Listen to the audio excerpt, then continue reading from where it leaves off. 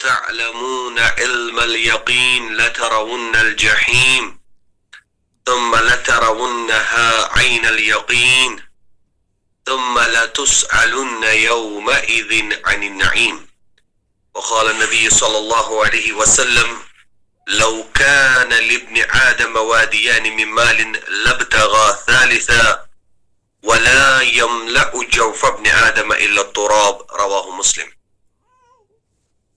حمد و ثنا اور درود السلام کے بعد اللہ تبارک و تعالی کا عظیم احسان اور منت ہے کہ رب کائنات نے ہمیں مختلف نعمتوں سے نوازا ہے، اور ان عظیم نعمتوں میں سے ایک خاص نعمت بلکہ اخص نعمت یہی ہے جو رسول اللہ صلی اللہ علیہ وسلم نے فرمایا من یرد اللہ بہ خیرا یفقہ فی الدین، کہ جس کے ساتھ اللہ تبارک و تعالی خیر کا ارادہ کرتا ہے اس کو دین کا فہم عطا کرتا ہے.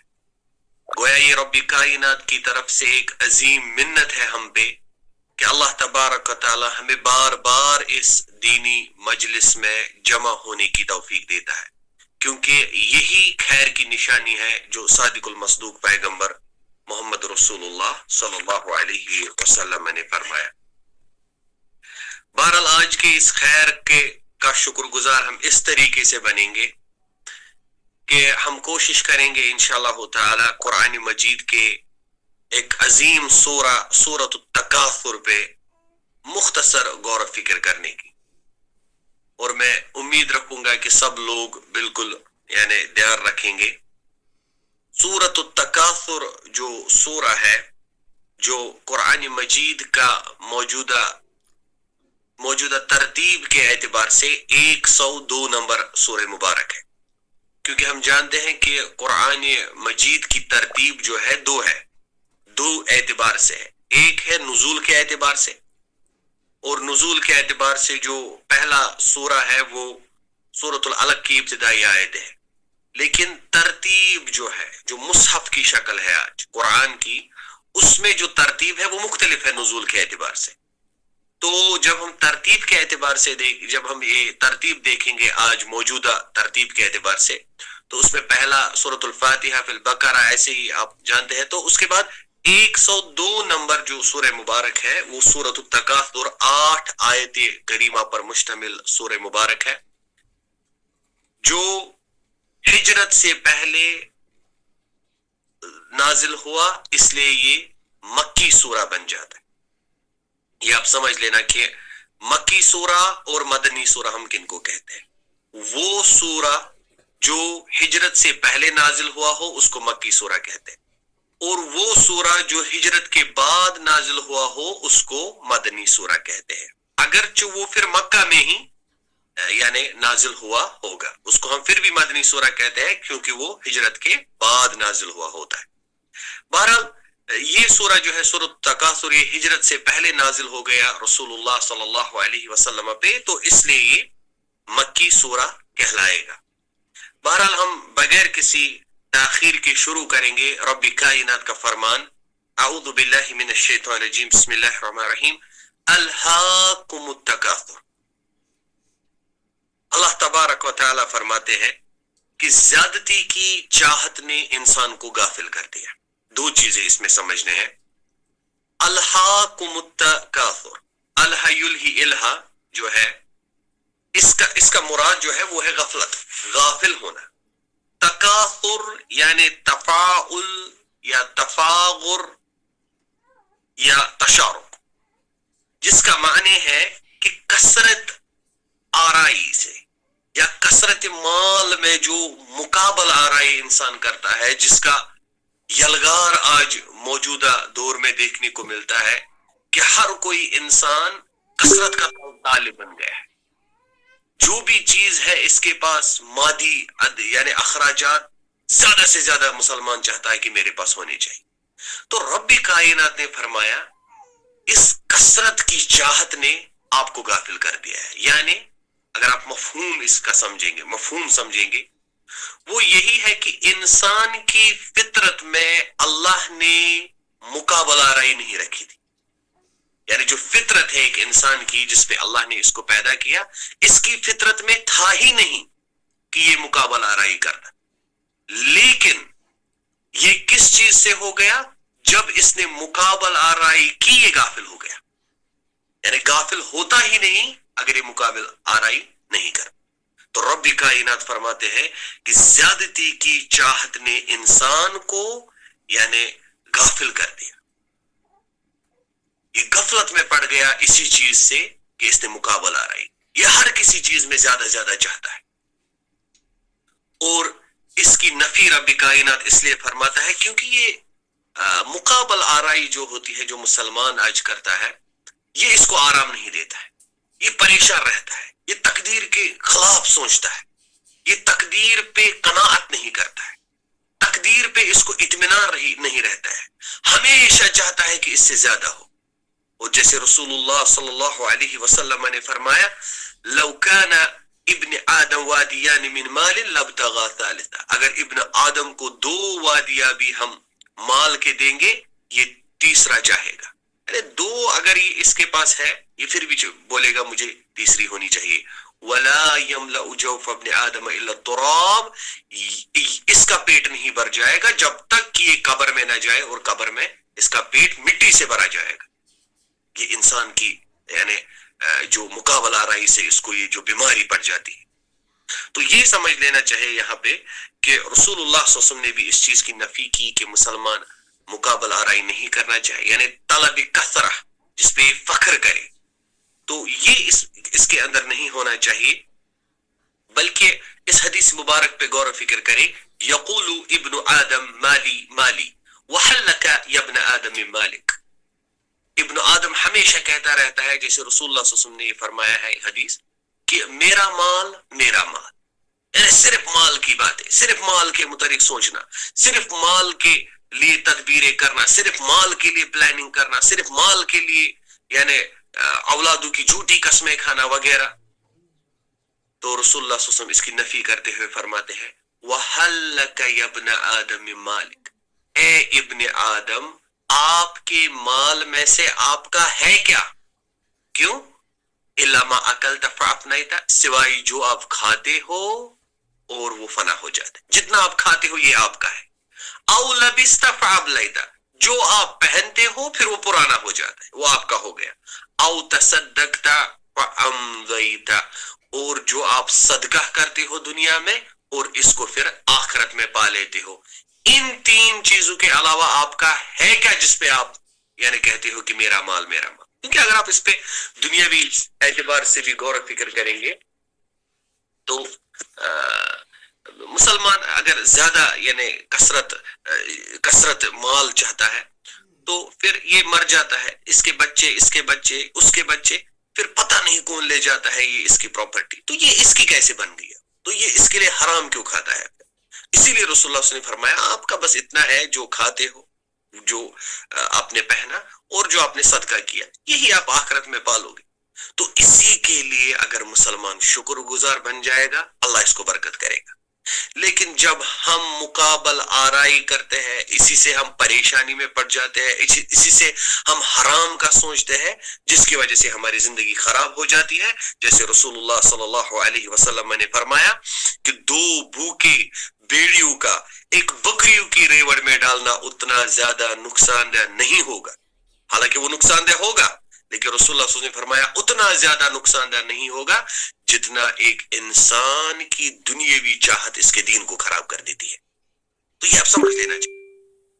تو ایسے ہی اللہ تبارک و تعالی فرماتے ہیں اس کے بعد حتی زرتم المقابر، یعنی الہاکم التکاثر، پہلے کہ آپ کو مقابل آرائی نے غافل کیا ہے، آپ دین سے غافل بن گئے ہیں اسی چیز سے کہ آپ زیادہ چاہتے ہو دنیا میں. اور یہ بیماری کہاں تک رہتی ہے مسلمان کو؟ ہر کوئی سوچتا ہے کہ جب کسی کو کہتے ہیں آپ کیوں مال زیادہ چاہتے ہیں، بولتا ہے بس 10 سال 5 سال 2 سال بس یہ مکان کمپلیٹ ہو جائے پھر مجھے کوئی پریشانی نہیں، بس یہ بچے سیٹل ہو جائے پھر کوئی پریشانی نہیں، بس یہ باقی جو اخراجات ہے یہ برابر آ جائے، شادی ہو جائے بچوں کی پھر کوئی پریشانی نہیں. لیکن اللہ تبارک و تعالی فرماتے ہیں حتی زرتم المقابر، یہ بیماری آپ کو یہاں تک رہتی ہے کہ آپ قبروں کی زیارت بھی کرتے ہیں. یعنی اتنی خطرناک بیماری ہے, یہ نہیں چھوڑتا ہے مسلمان کو, یہ نہیں انسان کو چھوڑتا ہے مقابلہ آرائی. ایک بار اس میں انسان پھنس جائے, اس مقابلہ آرائی میں, اس میٹیریلزم میں, مادہ پرستی میں, پھر یہ مقابلہ آرائی اس کو نہیں چھوڑتی. اسی لیے اللہ فرماتا ہے حتی زرتم المقابر, حتیٰ کہ آپ قبروں کی زیارت بھی کریں گے لیکن آپ کو یہ مقابلہ آرائی نہیں چھوڑیں گے. یہاں پہ غور و فکر کی ضرورت ہے. رب کائنات نے یہ نہیں فرمایا حتیٰ دخلتم فی المقابر یا حتیٰ دفنتم فی المقابر, آپ کو یہاں تک یہ بیماری رہے گی جب تک کہ آپ کو قبروں میں ڈالا جائے یا دفنایا جائے. نہیں, اللہ نے فرمایا زیارت زرتم, یعنی یہاں پہ سوچنے کا چیز ہے کہ زیارت اس چیز کی جاتی ہے جہاں پہ یعنی پرمنٹ نہیں رہنا ہوگا, وہاں سے واپس نکلنا ہے.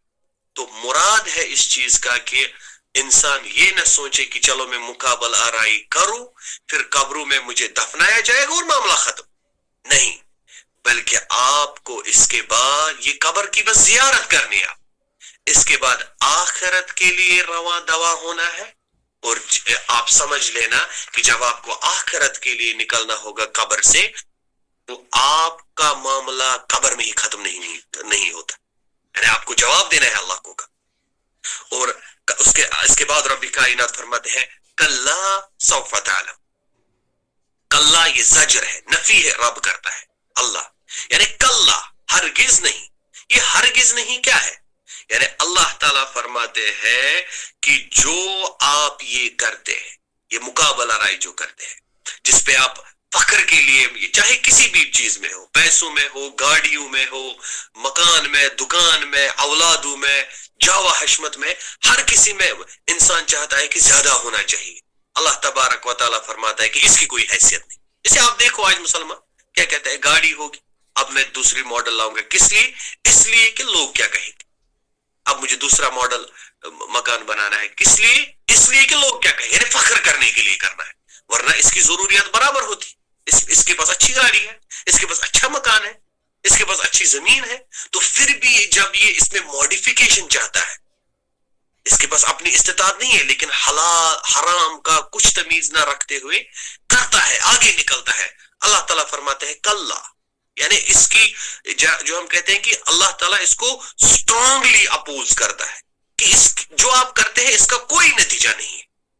اور یہ حقیقت ہے. آپ دیکھو آج تک مقابل آرائی سے کون بڑا بن گیا ہے, جس نے فخر کرنے کے لیے زیادہ چاہا, تو کیسے کب یہ بڑا بن گیا؟ اللہ تعالیٰ فرماتے ہیں کلا سوف تعلمون, ہرگز نہیں, جو بھی آپ یہ کرتے ہو اس کا کوئی نتیجہ نہیں ہے. سوف تعلمون, آپ عنقریب جان لو گے. ثم کلا سوف تعلمون, ثم ترتیب کے لیے آتا ہے, یعنی اس کے بعد مع التراخی, کچھ دیر بعد رب کائنات فرماتے ہیں کلا سوف تعلمون, پھر سے ہرگز نہیں, عنقریب آپ جان لو گے. عمومی طور پر علماء کرام جو فرماتے ہیں یہ جب تکرار ہوگا قرآن میں, جیسے وما ادراک ما لیلۃ القدر, یا دو بار جب کوئی چیز آتا ہے تو جب تکرار آتا ہے قرآن کریم میں, عمومی طور پر علماء کہتے ہیں کہ یہ تاکید کے لیے ہے. چلو یہ صحیح ہے, لیکن اصل میں جو کچھ علماء کرام فرماتے ہیں کہ جب بھی قرآن میں یعنی تکرار ہوگا, دو بار ہوگا, جیسے بار بار کوئی چیز آئے گا, کلا سوف تعلمون ثم کلا سوف تعلمون, ہرگز نہیں آپ عنقریب جان لو گے, اور اس کے بعد ہرگز نہیں آپ عنقریب جان لو گے. اس میں علماء فرماتے ہیں کہ یہ تأسیس ہے. تأسیس سے مراد ہے کہ ایک جملے کا الگ معنی ہوتا ہے, دوسرے جملے کا الگ معنی ہوتا ہے. اور یہاں پہ علماء جو کہتے ہیں وہ کہتے ہیں کہ جب پہلا والا ہے کلا سوف تعلمون, یہ قبر کے لیے, یعنی قبر میں آپ جان لو گے کہ یعنی جو آپ یہ مقابلہ آرائی کرتے تھے اس کا انجام کیا ہے. اور ثم کلا سوف تعلمون آخرت کے لیے ہے, کیونکہ قبر میں تو زیارت کرنی ہے. حتی زرتم المقابر, قبر میں نہیں رہنا ہے, تو قبر میں بھی جان لو گے. ثم کلا سوف تعلمون, اور اس کے بعد ہرگز نہیں آپ عنقریب آخرت میں بھی جان لو گے. اور اگر ہم اس کا معنی تاکید کے لیے بھی لیں گے تو وہ بھی صحیح ہے, یعنی تاکید. رب کائنات فرماتے ہیں کہ جو بھی آپ کرتے ہیں اس کا کوئی نتیجہ نہیں, جو بھی آپ دنیا میں پریشانی اٹھا کے حلال و حرام کی تمیز کے بغیر لوگوں پہ فخر کرنا چاہتے ہو، اس کا کوئی یعنی جو حیثیت نہیں ہے، اس کا کوئی نتیجہ ہی نہیں ہے۔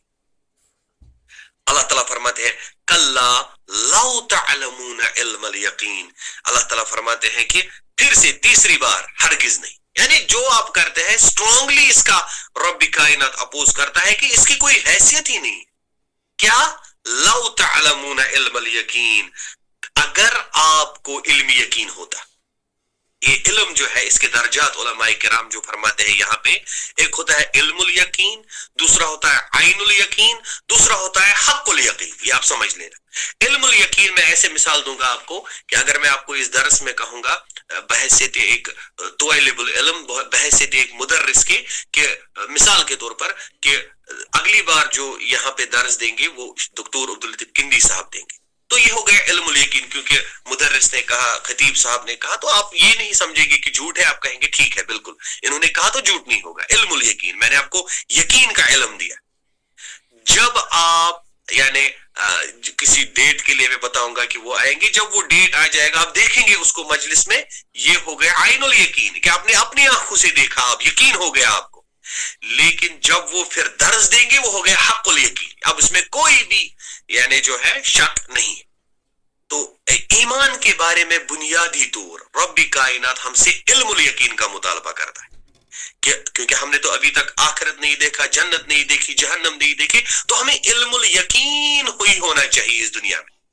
اللہ تعالیٰ فرماتے ہیں اگر آپ کو علم یقین ہوتا، یعنی اگر آپ کو کس چیز کا علم یقین ہوتا، قبر ہے، آخرت ہے، جنت ہے، جہنم ہے، آپ یہ کرتے ہی نہیں۔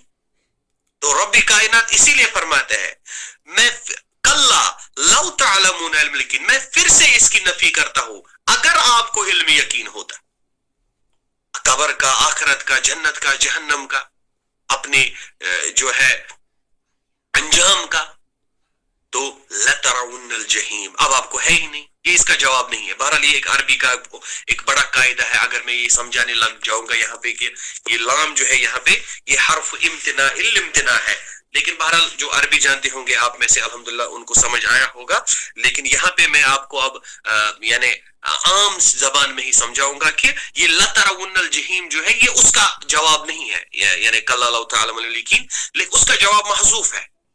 اب لترون الجحیم رب کائنات کیوں فرماتے ہیں لترون الجحیم، مراد ہے کہ آپ ضرور بضرور جہنم کو دیکھ لو گے۔ کیوں؟ کیونکہ آپ کو علم یقین ہے ہی نہیں۔ اگر آپ کو علم یقین ہوتا آپ زیادتی کی چاہت نہیں کرتے، آپ دنیا میں فخر کے لیے زیادہ نہیں چاہتے، آپ دنیا میں حلال و حرام کا تمیز رکھتے، آپ دنیا میں یعنی غلط نہیں کرتے، لیکن آپ کو علم یقین ہی نہیں ہے، یعنی آپ کو بتایا گیا تھا کہ آپ ایمان کے بارے میں علم یقین رکھو، آپ نے رکھا ہی نہیں، تو آپ اس کے بدلے جہنم میں جاؤ گے۔ جہنم آپ دیکھو کتنی بڑی بیماری ہے یہ تفاعل، یہ باب تفاعل میں سے کہ کتنی بڑی یہ ہے کہ تکاثر، زیادہ چاہنا، انسان کا چاہنا کہ مجھے زیادہ سے زیادہ ہونا چاہیے، یہ کتنی بڑی بیماری ہے، اس کا انجام رب کائنات جہنم بتاتا ہے۔ اور اس کے بعد اللہ تبارک و تعالیٰ فرماتے ہیں کلا لو تعلمون علم الیقین لترون الجحیم ثم لترونها عین الیقین۔ اللہ تبارک و تعالیٰ فرماتے ہیں کہ اس کے بعد ثم ترتیب کا فائدہ دیتے ہیں مع التراخی، اس کے بعد رب کائنات فرماتے ہیں کہ اس کے بعد آپ عین الیقین یعنی آپ جہنم کو پہنچو گے۔ عین الیقین جو میں نے ابھی کہا آپ کو، جو علم الیقین اس کے بعد عین الیقین، میں نے مثال دی تھی آپ کو کہ اگر میں آپ کو بتاؤں گا کہ یعنی دوسرا درس جو ہوگا اس میں کندی صاحب آئے گی، یہ علم یقین ہے، آپ مان لیں گے، لیکن جب آپ خود اپنی آنکھوں سے پھر اس وقت اس کو گروپ میں دیکھیں گے مثال، تو یہ علم الیقین بن گیا۔ تو اللہ تبارک و تعالیٰ فرماتے ہیں ثم لترونها عین الیقین، جب آپ اس جہنم کو پہنچو گے یہ عین الیقین ہے، پھر آپ پچھتاؤ گے قبر میں جا کے، یعنی آخرت کا انجام جب آپ دیکھو گے پھر آپ پچھتاؤ گے کہ کاش میں نے یہ کیوں کیا ہوتا۔ اب آپ عین الیقین سے بھی دیکھ لو گے، ابھی آپ کو اللہ تعالیٰ صرف ایمان کے بارے میں علم الیقین کا مطالبہ کرتے ہیں، لیکن آپ نے مانا ہی نہیں، تو آپ اپنی آنکھوں سے پھر جہنم دیکھ لو گے، اللہ بچائے۔ ثم لتسألن یومئذ عن النعیم. رب کائنات فرماتے ہیں کہ اس کے بعد اب آپ کو دوسرا ایک چیز ہے کہ آپ کو تمام نعمتوں کے بارے میں سوال کیا جائے گا. اب دیکھو کہ انسان سلیم الفطرت کتنا ہونا چاہیے. اب سمجھ لیجئے یہاں پہ، کیونکہ دنیا میں اس کو مقابلہ آرائی سے کچھ نہیں ملا، تقدیر کو نہیں ٹال سکا. یہ تو چاہتا تھا کہ وہ ہو یہ ہو، دنیا میں مقابلہ آرائی کرو، یہ گاڑی ہو وہ گاڑی ہو. تقدیر کے خلاف یہ نہیں لڑ پایا، اس کو کچھ نہیں ملا دنیا میں، یعنی مقابلہ آرائی کی وجہ سے. لیکن اب دوسری مصیبت اس پہ آ گئی کہ اس کو اب تمام نعمتوں کے بارے میں سوال کیا جائے گا. جیسے رسول اللہ صلی اللہ علیہ وسلم نے دوسرے ایک حدیث میں بھی فرمایا کہ آپ کو تمام نعمتوں کے بارے میں سوال کیا جائے گا. تو جب مسلمان کو علم یقین ہوگا کہ مجھے نعمتوں کے بارے میں کل جواب دینا ہے، تو یہ کہا چاہے گا دنیا میں کہ مجھے اس سے زیادہ ہو وہ بھی حرام کرا. ہاں مسلمان اگر محنت کرے، اچھا اس کا گھر ہو، اچھا اس کا مکان ہو، اس میں کوئی مسئلہ نہیں ہے. لیکن جو نفی اس یعنی سورہ میں آئی ہے وہ مقابلہ آرائی کو آئے ہے. جب یہ اس کا شان نزول جو علماء کرام اس سورہ کا فرماتے ہیں، جو میں نے عرض نہیں کیا تھا کیونکہ وقت مختصر تھا، لیکن اب میں آخر پہ آپ کو بتاؤں گا کہ دو قبیلے تھے عرب میں، انہوں نے ایک دوسرے پہ فخر کرنا شروع کیا. جیسے آج ہم دیکھتے تھے بظاہر ہم فلانی ہیں، ہم فلانی ہیں، ہم فستانی ہیں، ہم فستانی ہیں. تو جب ان کو کچھ نہیں رہ گیا پھر لاسٹ پہ مقابلہ آرائی کے لیے، تو انہوں نے کہا کہ ہم فلانی کے بیٹے ہیں. یہ مردے جو ہوتے ہیں قبر میں، ان پہ آ گئے کہ میں فلانی کا بیٹا ہوں، یعنی اس پہ فخر کیا مقابلہ آرائی. تو اس یعنی ضمن میں رب کائنات نے پھر یہ سورہ نازل کیا کہ اس کی نفی کی، اسٹرانگلی اس کو یعنی اپوز کیا رب کائنات نے کہ یہ مقابلہ آرائی جو دنیا میں ہوتی ہے، جو زیادتی آپ چاہتے ہو ہر کسی چیز میں، اس کا کوئی نتیجہ نہیں. 3 بار رب کائنات نے کلا فرمایا، ہرگز نہیں، اس کا کوئی نتیجہ نہیں ہے. اس کا نتیجہ اگر ہے وہ ہے جہنم. اللہ تبارک و تعالیٰ سے دعا ہے کہ ہمیں حلال پہ ہی اکتفا کرنے کی توفیق دے، حلال پہ ہی قناعت کرنے کی توفیق دے، اور اس مقابلہ آرائی سے بچے، اور اسی میں دل کا اطمینان اور سکون بھی ہے. اقول قولی هذا واستغفر الله لي ولكم ولسائر المسلمين.